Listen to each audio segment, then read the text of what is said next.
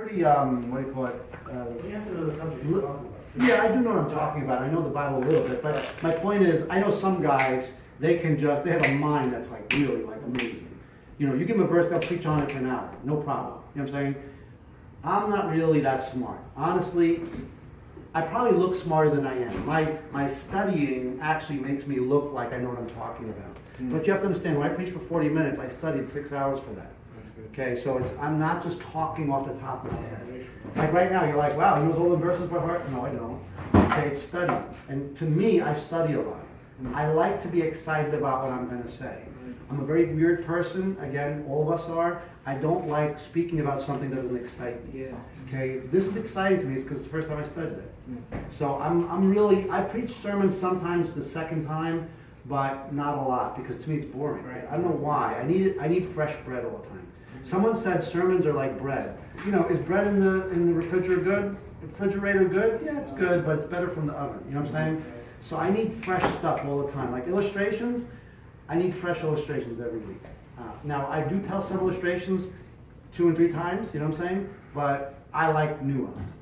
And a lot of times my illustrations are new to me, or at least I haven't used them in who knows how long, you know? So anyway, to speak on that subject, I wanted to speak to you on the subject, what do you do before you preach a sermon? I'll never forget one time, I was actually at First Baptist Church in Caldwell, and Pastor Balka was on vacation or something, I don't know what he was doing, but one of his deacons was in the office, sitting there at his desk, and I walked in, and he was sitting there with his Bible, and he was like, help, what do you do before Sunday morning? Like, what do you do before you preach a sermon, right? And it's really funny because all of us will have certain patterns that motivate us. And that's why I'm saying very seriously, you know, I can tell you what works for me, but just because it works for me doesn't mean it's going to work for you. Some things are basic, some things are logical, some things make sense, and that's what I want to try to share with you a little bit. But this is just personal stuff now. This has nothing to do with the Bible so much. It's more personal. What do you do before a sermon? I remember when I was a kid, I read this story about a boxer, like a young guy that grew up in the street, in the ghetto, and he was, you know, training in this sweaty, smelly place and all that stuff, and, you know, nobody knew who he was, and, you know, nobody knew his name, and he started becoming more and more successful. Like, you know, he started working his way up, I guess, to different leagues or ranks or whatever it is, and he had this whole, and I still remember reading that book, you know, like, and I was like really riveted to that book.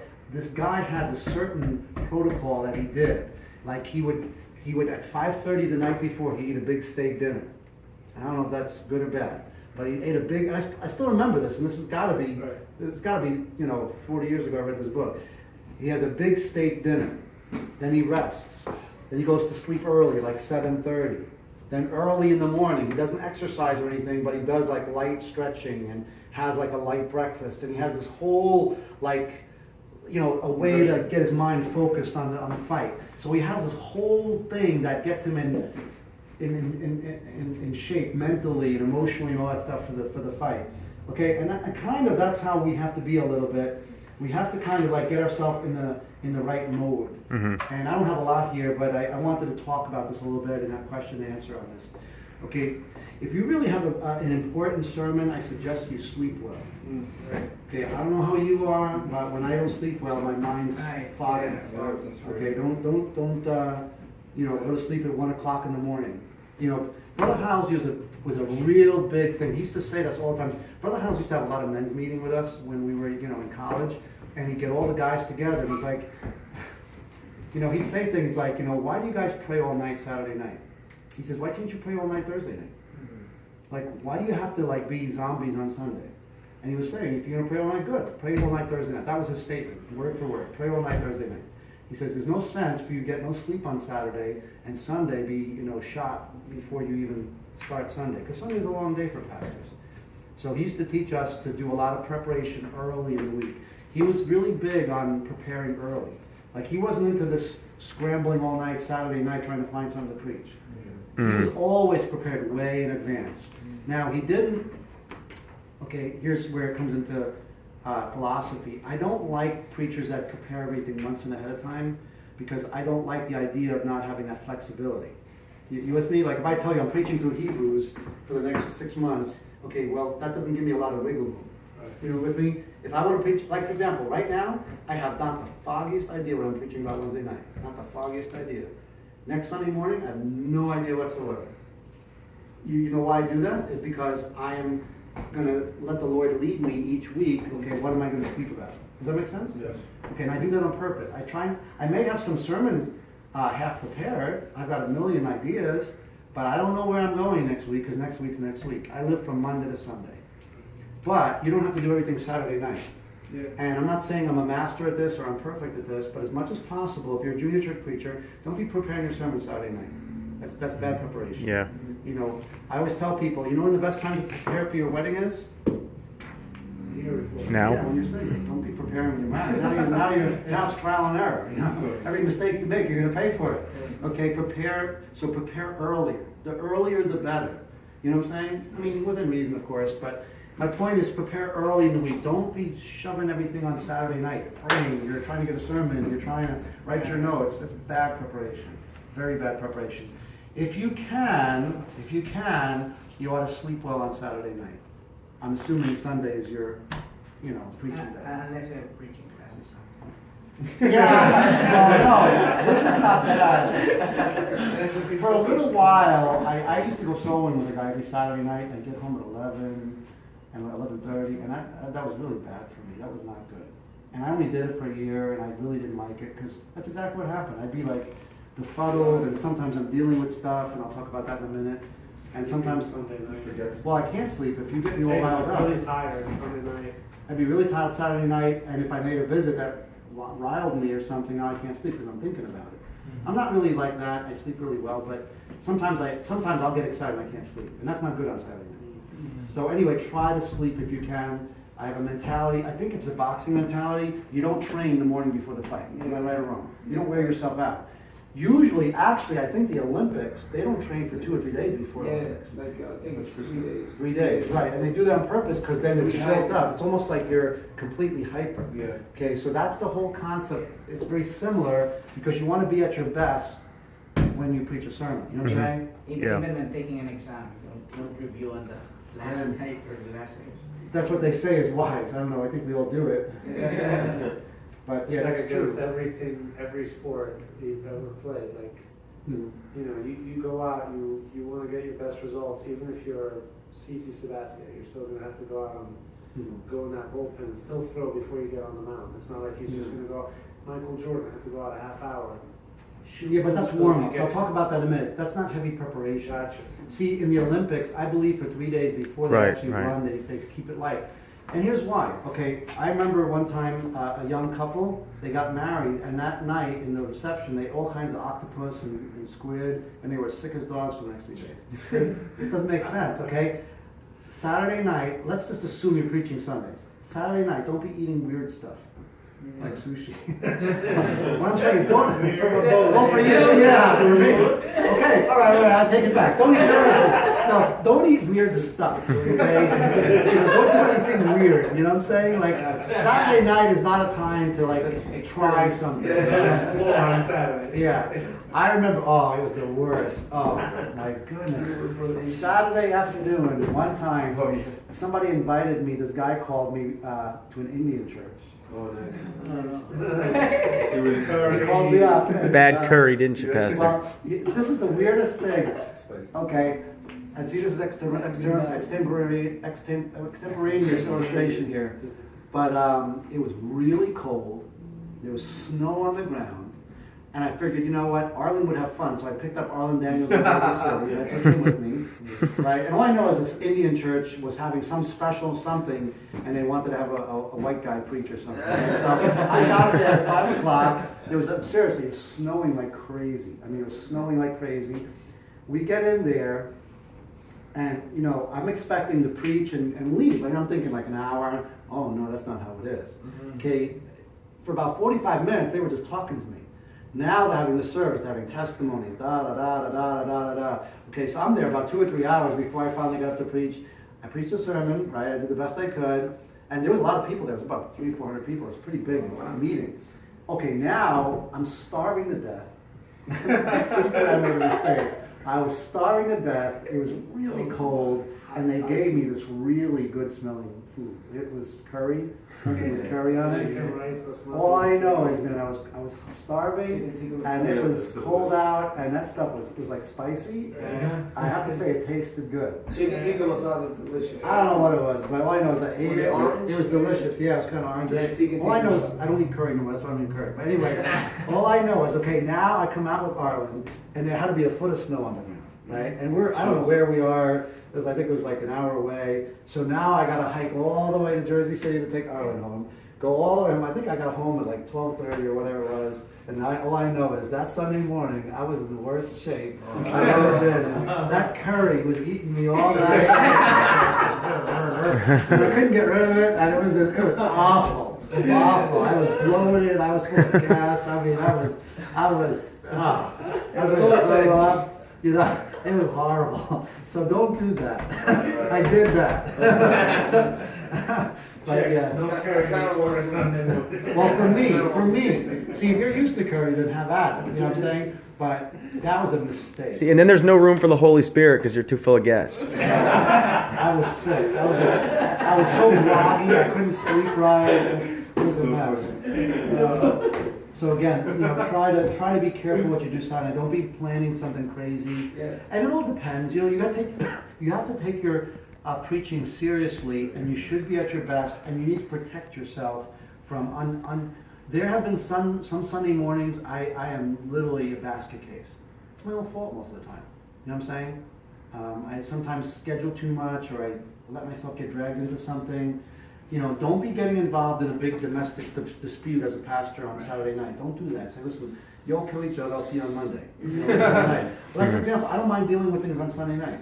You know, if you want to argue, let's argue Sunday night. You know what I'm saying? So if there's a domestic situation, say, I'll deal with it Sunday night, because I can do whatever I want to do on Monday morning, but I don't have to preach every Sunday morning. Does that make sense? Right. So protect yourself. Okay? For example, again, this is me. I'm not saying this is you, okay? I really don't eat a lot on Sunday. There's a couple of reasons for that. Number one, if you're a doctor here, when you're digesting a heavy meal, all your blood goes to your stomach, right? Okay, so I need as much blood in my brain as possible. Usually, I only eat fruit on Sunday morning. Okay, usually typical, I'll eat a banana and an orange on Sunday morning. That's all I eat. Okay, that's me. I started that years ago. When I was on the bus route, I used to run all day Sunday without eating at all. And I don't know why, that worked really well for me. You know, I pretty much would just go. Now Sunday night, I'd be like a lion. I'd come home and eat everything. You know, that's fine, but for some reason, I travel light on Sunday. Okay, you know what I'm talking about? Okay, travel light. You don't want to be burping, gas, bloated, feeling sick. I'll drink coffee on Sunday afternoon. Okay, another thing I don't do, sir? Ginseng. Like you take like a shot of ginseng. Oh yeah, that's good. Yeah, it keeps you sharp. You know, give me a little bit and I'll pay you for it, whatever you have to buy it. I'll Well, try I it. don't have, I'll find it. They have them as GNC. They have GNC, those. they have Is it pills or is it It's powder? No, it's like a It's little like- liquid. It's like a little. It tastes disgusting, but you down it real quick, Yeah. and it keeps you going all day. Okay. Yeah, Yeah, that sounds good. it's- Well, that's the kind of stuff that I like doing. I like to travel light on Sunday. It's just, that's me. And again, like I'm saying, okay, now I have watched preachers eat like a pork chop meal, blah, blah, blah, and then preach for an hour and a half right after it. Some guys can do it. I'll never forget John Jenkins. John Jenkins from Michigan, he'd drink a huge coffee and then preach an hour and a half. Okay, like right now my mouth is dry because I drank coffee before. Coffee is a diuretic, right? Takes the water out of your system. Yep. I don't know if you remember, I don't think any of you guys were here. Yeah, I don't think any of you guys have been here this long. Years ago, probably around 10 years ago, I used to lose my voice every Sunday morning. It was horrible. Every sermon, I'd be like, my throat would dry up, and I didn't know what was going on because they were giving me black tea right before the sermon. So I was drinking black tea with no sugar. And then somebody said, you know what, you need an astringent, and they put lemon in it. Black tea with lemon. It was the worst thing. It made my throat close up and dry up, and I was choking and gagging, and I'd be I like, feel like that's what I drink when I gotta make weight, when I gotta like get all the water Right. out of my system. right, and that's Tea and coffee. what it does. It makes you, urinate like crazy. But the worst part of that dries out. You're like, right now my mouth is really dry, and it's because I drank coffee. That's what it does to me. Now I don't know if that helps you, but if somebody would have told me that, knucklehead me, it took me about 6 months to figure this out. And then another thing is don't drink cold water. Okay, that's another thing that chokes your throat. If I drink cold water, it's hard for me to speak normal. You know what I'm saying? The best thing, in my opinion, again, you could be, different. See, this is another thing that I don't do. You'll never see me drink water in the pulpit. Yeah. Don't ever give me water, I won't drink it. Like now, I don't care because it's you guys. Chocolate. I don't, it's my pet peeve. I don't like when guys are drinking water like it's a talk show. Like this guy. When I'm around Moses, I don't feel like a man. You got your little cup. He's got 50 gallons. See, that helps, but at the same time, because my throat is dry, see, like it's dry again, it's that stupid coffee. It's something about it. Right now, I could not preach well if I wanted to. And I'm just talking, so it's not a big deal. But for me, I drink warm water. If you ever notice, right before I'm preaching a sermon, watch me. I force myself to drink a big glass of warm water. The reason for that is, I don't know who you guys are, but like after I'm done with a sermon, I am soaking wet. I mean, soaking wet. Even my socks are wet. Okay, that's how wet I am. Okay, so I sweat like a pig during the sermon. And if you don't drink water, you'll dry up. So I know I'm going to use the water. You with me? Yeah. Right. I'm just trying to tell you what works for me. Drink a ton of warm water before a sermon because they say that the body takes about 10-15 minutes or whatever to even register that you're thirsty. In other words, you needed water before you're thirsty. Right. So you might as well just drink water and beat it. You know what I'm saying? So before like a really serious sermon, drink a lot of warm water. That's what I recommend. Now other guys say other things. I've heard people say lemon. I don't know. Anybody else I've ever heard anything? I heard tea sometimes, but like that. Isn't that right? Just Herbal tea maybe. Herbal tea is that water. A lot of honey coats your throat. So a lot of like, if you're going up to sing, they'll have you like either that or sugar water, room temperature. Sugar, what I say when sugar is not good. Yeah, well, I'm saying like, if you're gonna be talking for a long time, your vocal cords, especially if you're talking Sunday morning and Sunday night, like by Sunday night you start.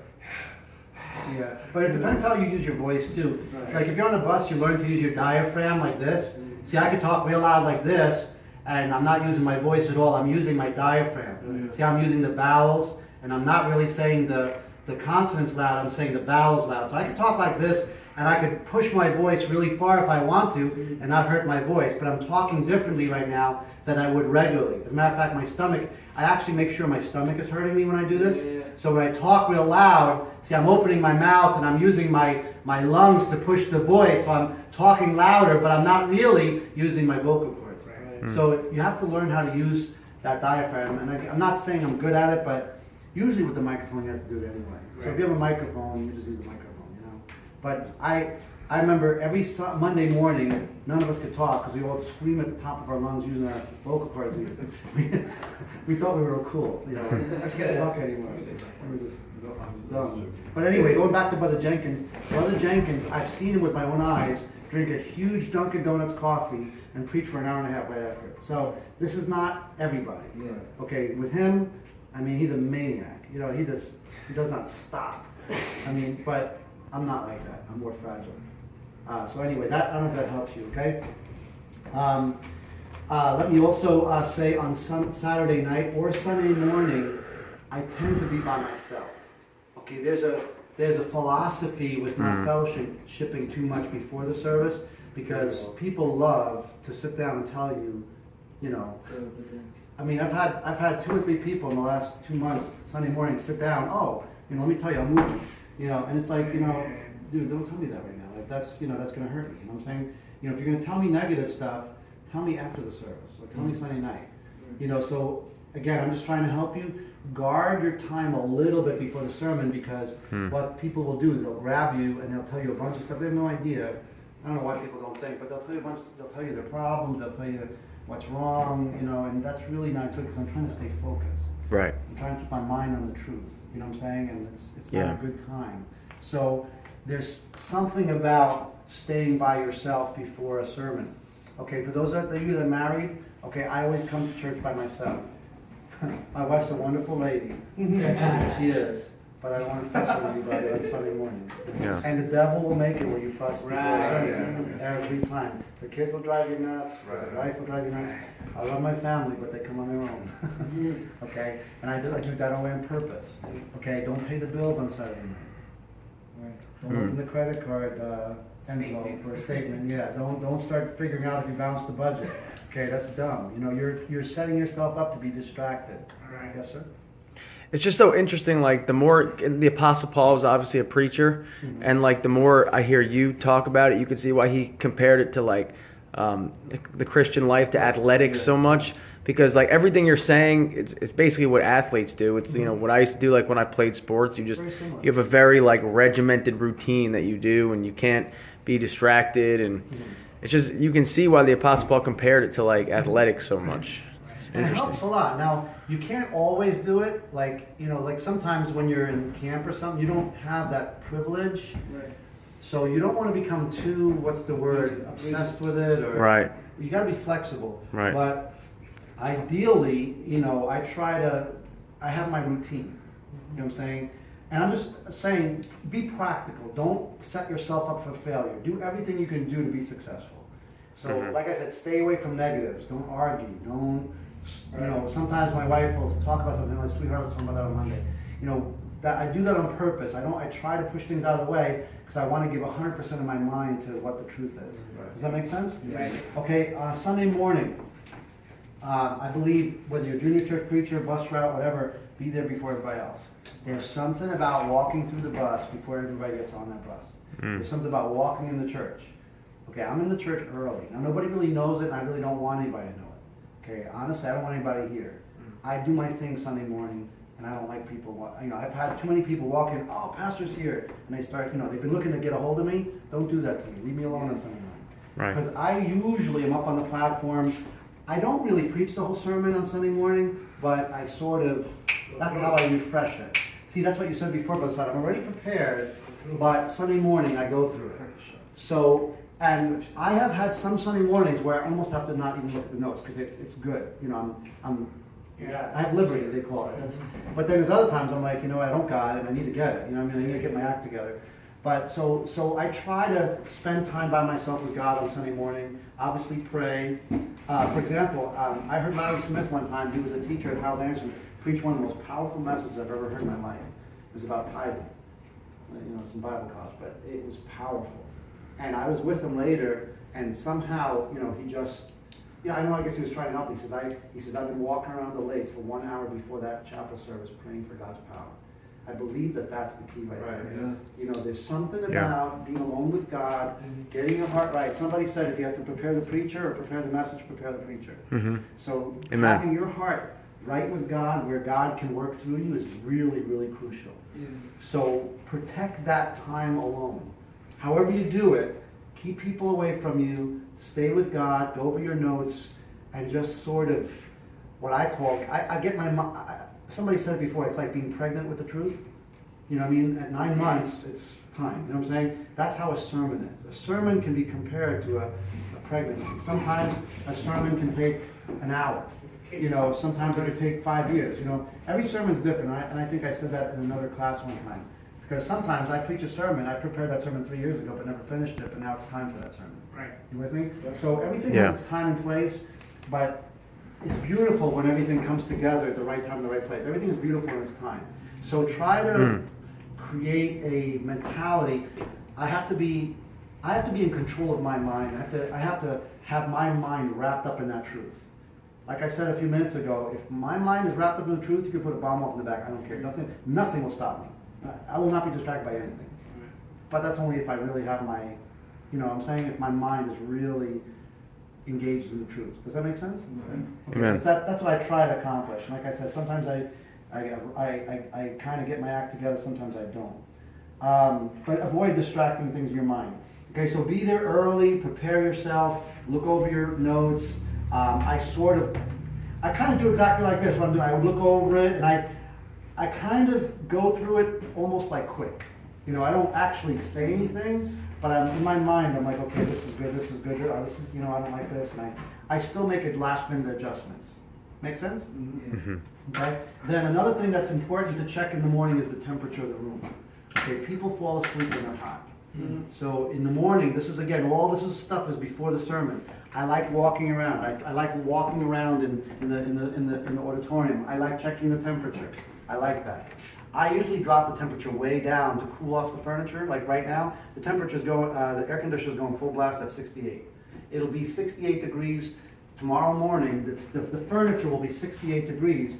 Then I'll turn it up to 70. Because when people come in, it's instantly going to go up to 74.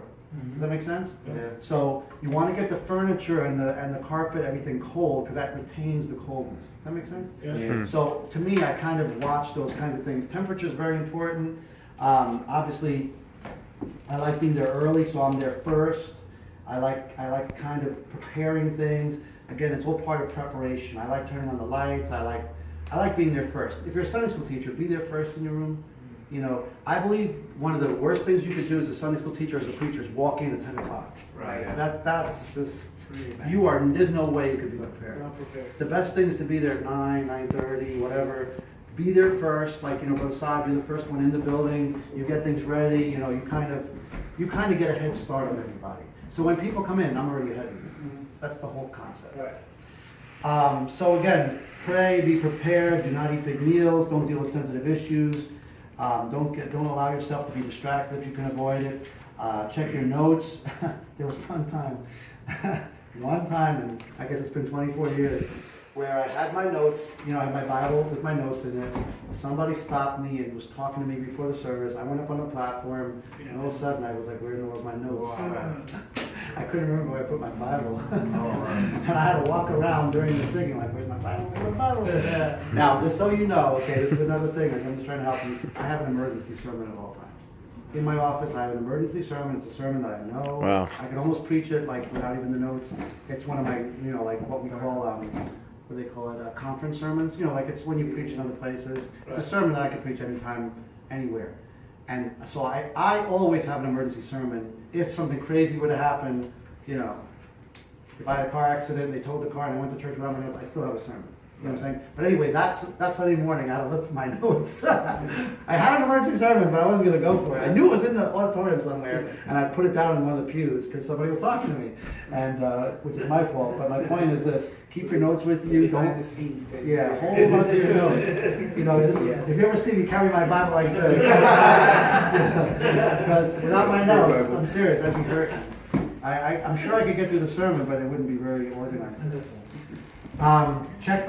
Oh, this is another one. I hope nobody sees me do this. I go like this all the time. I don't know if you ever see me do this. Yeah. Do you know why I do that? Yeah, yes, sir, yeah. All you have to do is preach a sermon one time, and then when the lady says, "Oh, by the way, your zipper is open," you'll never forget that. I've done that 2 or 3 times. Oh. One time my shirt was hanging out. My wife, of course, is the one. You know, honey, you know. So I'm like mentally damaged. I probably do this 4 or 5 times just to make sure my zipper's up. You know? Better safe than sorry. I'm being real. I'm being real. Yeah, I just. Today I gave a class in the flyer and the whole time. Did you? Instructing people. Well, that's what I'm saying. It's funny, but it can become a distraction to people. I went to the bathroom and I was like, my zipper was already done. It's I terrible. think they noticed it too. But you know, you can't say nothing. What are you going to say? Oh, preacher, you know, happens to everybody. Terrible. Then check yourself, make sure you don't smell. Okay, I don't wear deodorant because I'm very sensitive to stuff. So again, but make sure you don't stink. You know, I do have deodorant that I use sometimes. You know, it's like just baking soda stuff. But make sure you don't stink. Just be practical. You know, like before you go into the service, make sure your tie is not wacky or something like that. Look in the mirror. Make sense? Amen. And then this is, I think, another thing that I don't really do too much. The last thing on my mind before a sermon is the truth. I really, really just, if I can wrap my mind on that truth, that's really helpful to me. That's really where I think I do the best. But there's other preachers that have told me, like Brother Hiles, the last thing he would think about before he preached a sermon, he'd picture his father in hell. Because his father did go to hell. His father was unsaved. So he always pictured his dad going to hell and imagining that somebody's father's out there. That's what he so the last thought before you start preaching is very crucial. Billy Sunday used to scan the crowd and imagine burning in hell. That's what you think about. So there's a last thought that sometimes can set the spirit. There's another preacher that used to say to himself, "This is my last sermon." So he preached it like it was his last sermon. That was another helpful thing. So again, those are helpful things, last minute thoughts. So that's what I do the last hour, if you will, before a sermon. You know, to try to focus my mind. I look over my notes. I check all the details, the temperature, we're supposed to check the microphone. We don't always do that too good. I check myself, make sure I'm, halfway put together. And then I can be confident, focus on the sermon. I check everything. All my T's are crossed, my I's are dotted. I'm ready to go. And, I'm not hindering the Lord. Any ideas or questions? Any questions about what to do in the last hour? Or any suggestions? Maybe there's something that you do that helps you. I do Can you some film stuff this? That I'm running out of do for space. Boxing, like I kind of like work on my posture. That's excellent. Sometimes, like, if your posture's bad and your message comes off the wrong way, you know what I mean? So, to my coach, my boxing coach, he always tells me motion changes emotion. So, like, even if you're feeling kind of bummy that day, feeling kind of down, if you stand like somebody that knows what you're talking about, you